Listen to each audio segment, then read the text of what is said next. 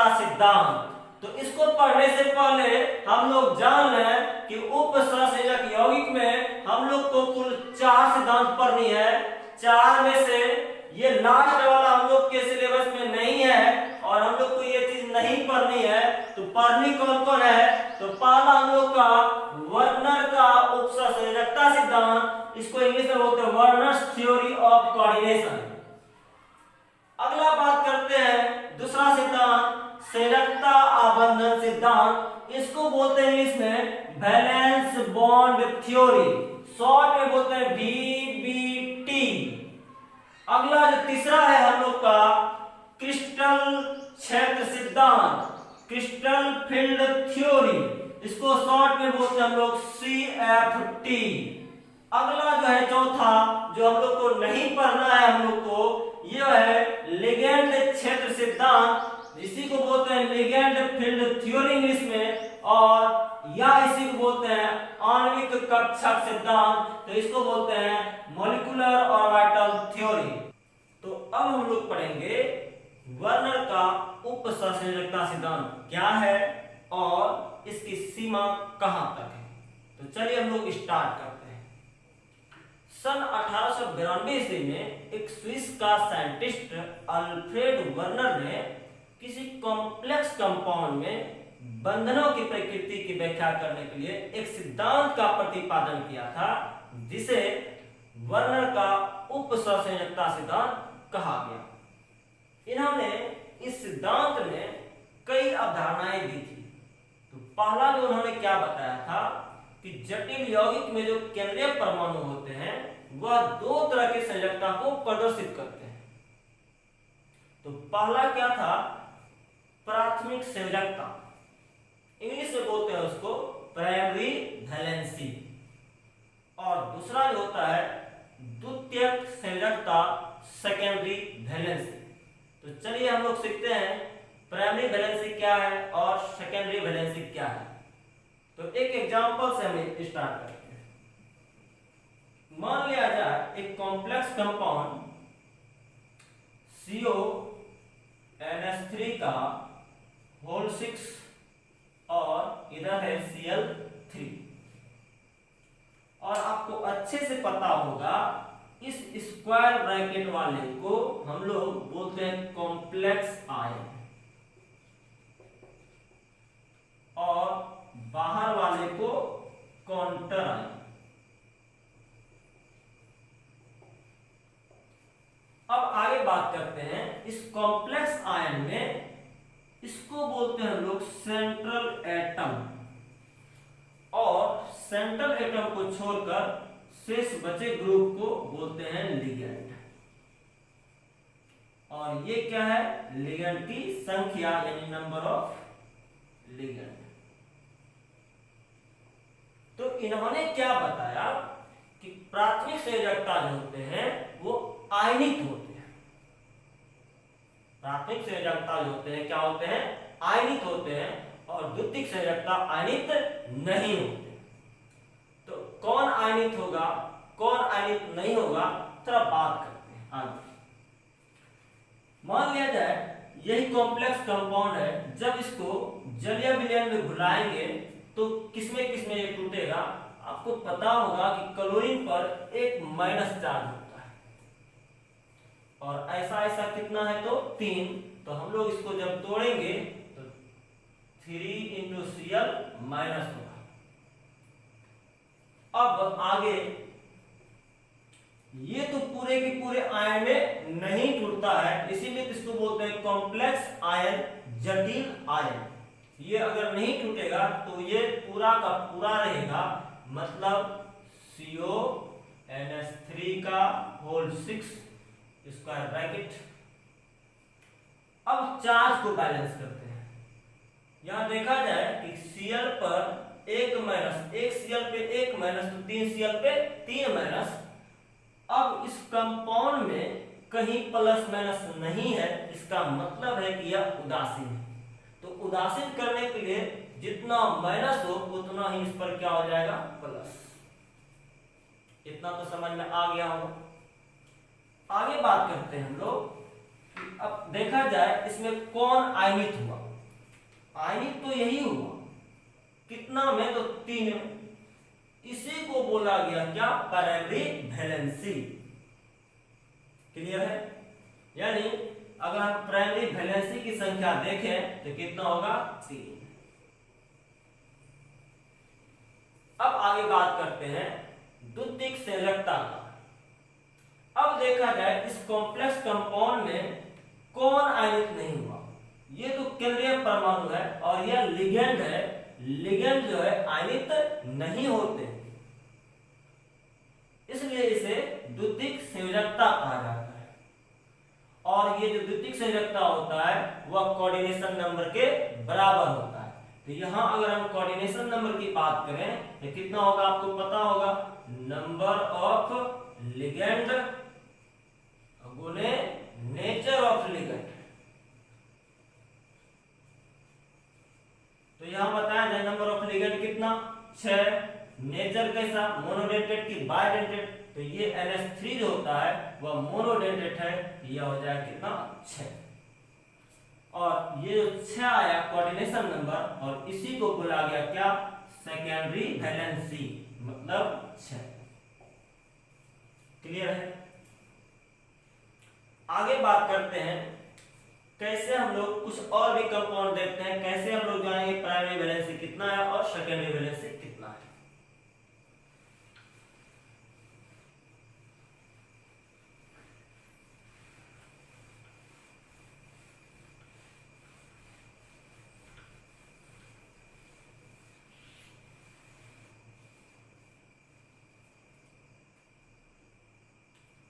अगला एग्जांपल देखते हैं, COF6 -3।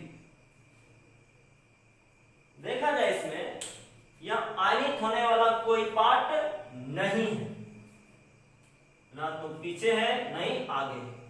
आयनित कौन होता है, तो काउंटर आयन। नहीं, आयनित कौन होता है, काउंटर आयन। तो यहां काउंटर आयन नहीं है। तब जाकर हम लोग क्या ज्ञात करेंगे, ऑक्सीडेशन नंबर ज्ञात करेंगे।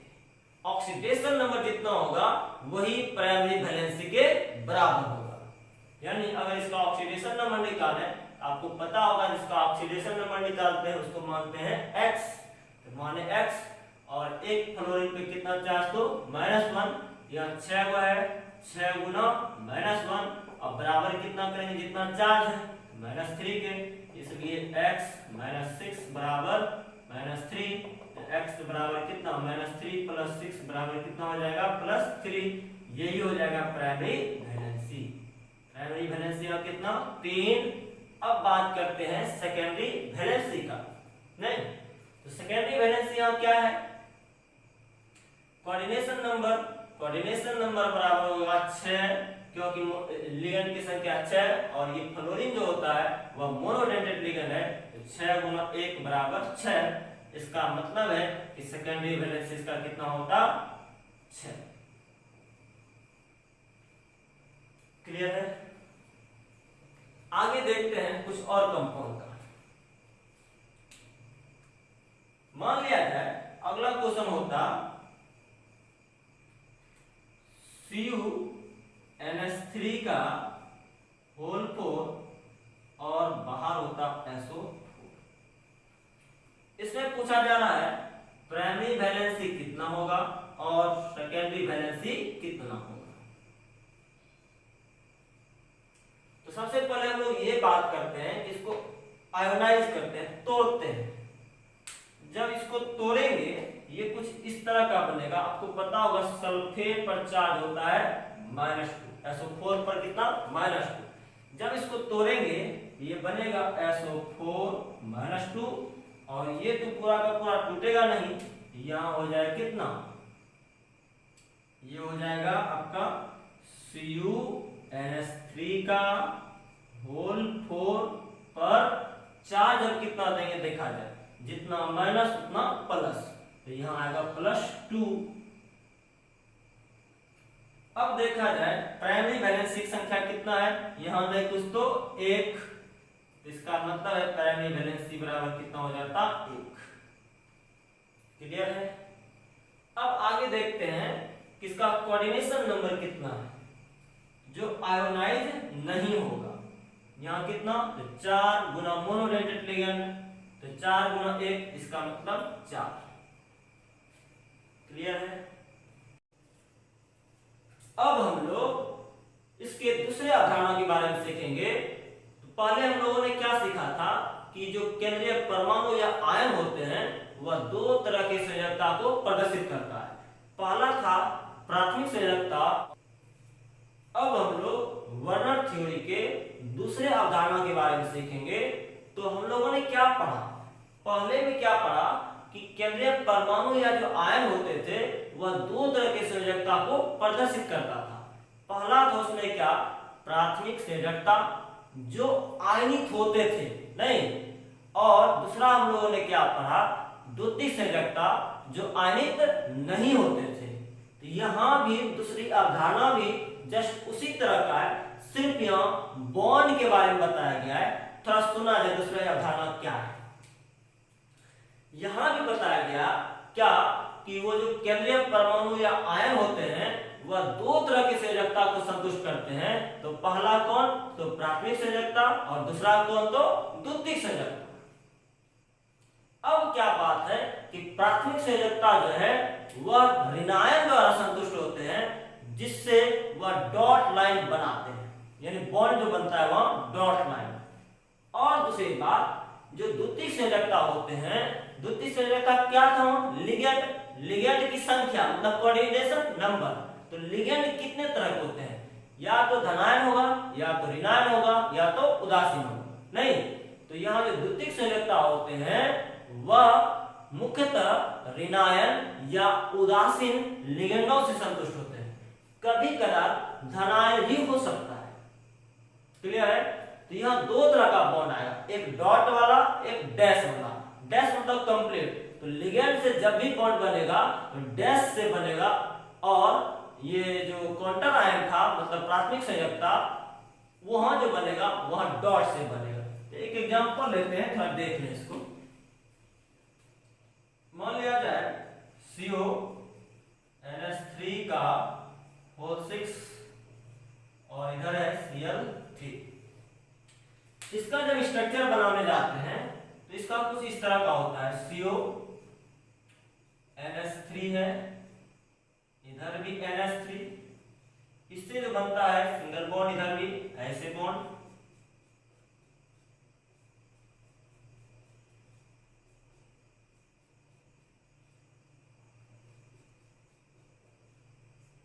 और ये जो Cl है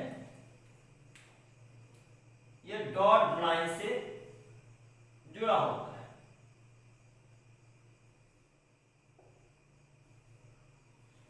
इसी को बोलते हैं हम लोग प्राथमिक संयोजकता है। कितना, तो 1 2 3, और ये जो NH3 है वह द्वितीयक संयोजकता है। क्लियर है। अब आगे बात करते हैं, ये तो दूसरा हो गया। अब तीसरा कहता है क्या, तीसरा, ये जो केंद्रीय परमाणु होते हैं, केंद्रीय परमाणु का जो द्वितीयक संयोजकता मतलब कोऑर्डिनेशन नंबर जो होता है प्रत्येक धातु का निश्चित होता है। जैसे अगर हम कोबाल्ट के बारे में बात करें तो उसका आमतौर पर कहा जाता है वह 6 होता है जनरली। उसी तरह Cr का बोले तो उसका भी जनरली कितना होता है, 6 होता है। इसको हम आगे और भी बात करेंगे, इस पर और भी ज्यादा हम लोग प्रैक्टिस करेंगे तो समझेंगे।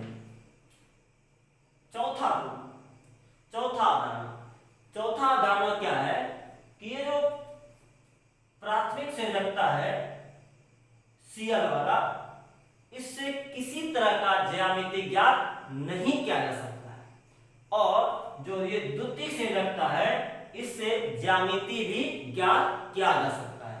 तो आगे अगला जो हम लोग अवधारणा सिद्धांत पढ़ेंगे वैलेंस बॉन्ड थ्योरी, तो वहां हम लोग सीखेंगे किसकी ज्यामिति किस तरह का है। तो वहां हम लोग सीखेंगे क्या, यदि प्रसंकरण sp हो जाए तो उसका जो आकृति होगा लीनियर होगा, रैखिक होगा। अगर उसी तरह से sp2 होगा तो वहां ट्रायंगुलर प्लेनर होगा। तो आगे हम लोग चर्चा करेंगे। तो अब हम लोग अल्फ्रेड वर्नर के उपसंयोजकता सिद्धांत के आधार पर कुछ सवाल का प्रैक्टिस करते हैं। तो चलिए देखा जाए। तो सवाल है पहला नंबर, कह रहा है संकुल यौगिक है, संकुल यौगिक क्या है, CO Cl का 3 और 6NH3 का 1 मोल अधिक AgNO3 से क्रिया कर AgCl का उजला अवक्षेप देता है। अवक्षेप मतलब होता है अग्रणीय पदार्थ। तो आगे देखा जाए तो बताएं कि AgCl का कितना मोल अवक्षेप प्राप्त होगा। थोड़ा इस क्वेश्चन को समझते हैं, बहुत ही अच्छा क्वेश्चन है। A to Z लाइन देखिएगा एकदम ध्यान से, इस पर बहुत सारे सवाल बन सकते हैं। चलिए देखा जाए सवाल क्या करता है। सवाल कह रहा है CO Cl का होल 3 और यहां है 6NH3, इसका जो है अभिक्रिया करवाया जा रहा है AgNO3 के साथ, लेकिन यह है एक्सेस, मतलब अधिक से अधिक है। तो यह कहता है सवाल कि AgCl का अवक्षेप बनता है। अवक्षेप का मतलब अभी हमने क्या बोला, अग्रणीय पदार्थ जो बर्तन की पैंदी में बैठ जाता है। और भी कुछ बन सकता है, वो भी देखेंगे क्या बनेगा। तो आगे देखा जाए सवाल कहता है तो बताएं कि AgCl का कितना मोल प्राप्त होगा। थोड़ा ध्यान दीजिएगा, आपको लगता होगा कि ये जो है कॉम्प्लेक्स कंपाउंड नहीं है, लेकिन वर्नर ने जो उपसंयोजकता का सिद्धांत दिया था इसी पर प्रयोग करके उन्होंने दिया था। तो उस टाइम इसी तरह का होता था, लेकिन इसको हम सॉल्व करेंगे कुछ नए तरीके से। तो चलिए देखा जाए। यदि मान लिया जाए इस कंपाउंड का भी हम मान रहे हैं, कुछ ऐसा होता कंपाउंड CO होता, NH3 का होल 6 होता और इधर बाहर में होल 3 होता। अब हम मान रहे हैं, इसको ध्यान से देखिएगा। और इसकी अभिक्रिया जो कराई जा रही है AgNO3 के साथ, तो देखते हैं उत्पाद क्या बनेगा। चलिए, आपको पता होगा कि ये NO3 पर -1 चार्ज होता है, और तो इस पर कितना होगा, +1। अच्छा, एक और बात, एक क्लोरीन पे जो है -1 चार्ज होता है। कितना चार्ज, -1। तो आपको एक विस्थापन अभिक्रिया के बारे में पता होगा। तो यहां से अगर हम अभिक्रिया करवाएंगे तो ये वाला जो है नाइट्रेट आयन यहां चलाएगा और क्लोराइड आयन इसके पास चलाएगा, यानी एक्सचेंज होगा। यानी जो बनने वाला उत्पाद होगा कुछ ये होगा, CO NH3 का होल 6 और इस जगह आ जाएगा NO3 का होल 3 और इस जगह कौन आ जाएगा, Cl, AgCl। क्लियर है यहां तक? चलिए सिखाएं आगे। अब देखा जाए इसको थोड़ा हम संतुलित करते हैं, बैलेंस करते हैं। चलिए, CO1 NH3 6, यहां भी NH3 6 है। अब यहां देखा जाए Cl कितना, 3, तो यहां कितना, 1। इसका मतलब है कि यहां कितना से गुना, 3 से गुना नहीं, यहां 3, यहां 1 था, इसको हम किससे गुना किए, 3। अब देखा जाए आगे बात करते हैं। Ag यहां कितना, 1, तो यहां अब 3 से गुना किए, तो अब कितना हो गया, 3। तो यहां कितना से करना पड़ेगा, 3 से। अब खुद बैलेंस हो गया होगा, देखा जाए 3 NO3 है, यहां भी 3 NO3 है। तो इस रिएक्शन से हम लोग को पता होगा कि AgCl का कितना मोल प्राप्त हुआ, 3 मोल।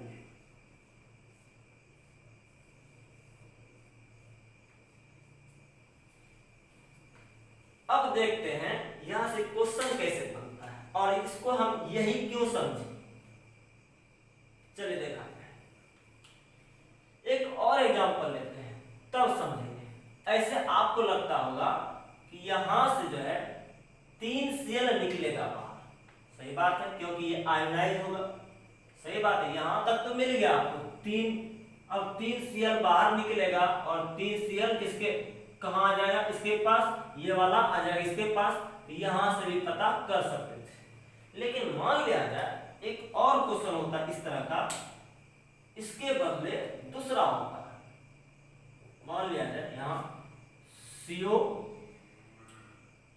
Cl3 है और यहां है 5 NH3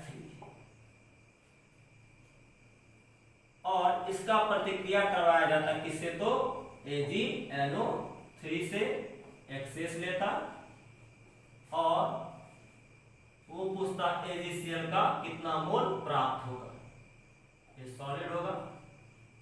चलिए तो अब इसको क्या मानना पड़ेगा थोड़ा देखते हैं। अभी मान के चलते हैं तब बताएंगे यही क्यों माने और यही कंपाउंड ही होगा, दूसरा नहीं हो सकता है। चलिए देखा जाए, अगर हम इसको मान लें इस तरह का कंपाउंड होता CO, आपको यहां से लगता होगा कि कितना मोल जाएगा बाहर, 3 मोल। जैसे यहां से 3 क्लोराइड बाहर तो 3 मोल AgCl, वैसे ही यहां से भी आपको लगता होगा कितना जाएगा बाहर, 3। तो ऐसा होता नहीं है, ध्यान से देखिएगा। CO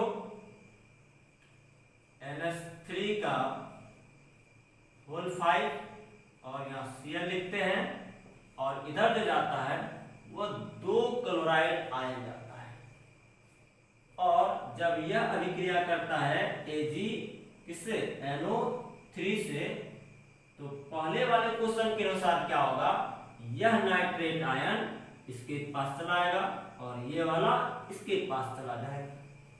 नहीं तो क्या होगा देखा जाए, ये होगा क्या, CO NH3 का होल 5 और यहाँ कितना Cl और बाहर में कौन, तो NO3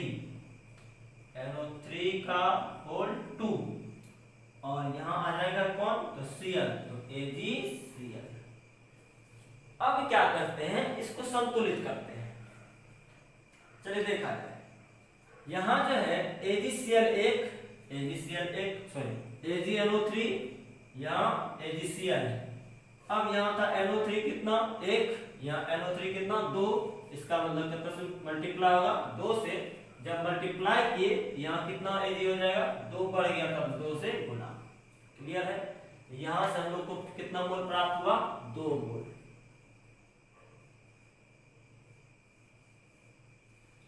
तो चलिए हम लोग सीखते हैं यही क्यों हमने लिखा, यही हमने क्यों माना, नहीं तो चलिए आगे स्टार्ट।